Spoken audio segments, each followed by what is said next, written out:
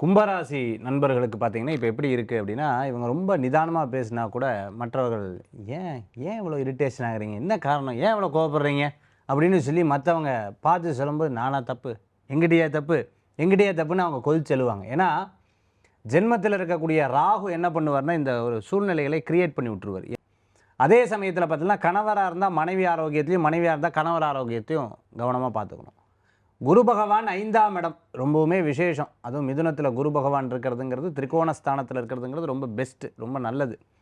இவர்களுக்கு எல்லா காரியங்களும் கைகூடி வரும். ஆனா என்ன ஒரு மைனஸ் இருக்கு என்னன்னா, பதவி, பேர், புகழ், அந்தஸ்துனா இது ஒரு சொல்லுவாங்க இல்லையா? இந்த பதவி பேருக்கு தாங்க பதவி. ஒண்ணும் பிரயோஜனம் இல்ல அப்படின்னு சொல்லுவாங்க இல்லையா?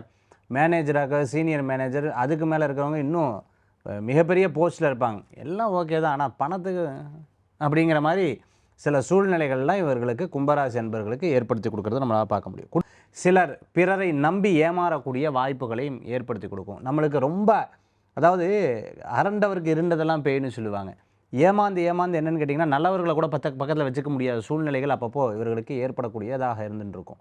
இந்த குரு பயிற்சியில் நீங்கள் வணங்கக்கூடிய தெய்வம், போகக்கூடிய கோயில், குக்கே சுப்பிரமணிய போயிட்டு வர்றது ரொம்ப விசேஷமான பலன்களை கொடுக்கக்கூடியதா இருக்கும். அதே போன்று பார்த்தீங்கன்னா, ராகு, கேதுவுக்கு அபிஷேகங்கள் செய்வது துர்கா வழிபாடு, கணபதி வழிபாடு வெற்றி வழிபாடாக அமையும்.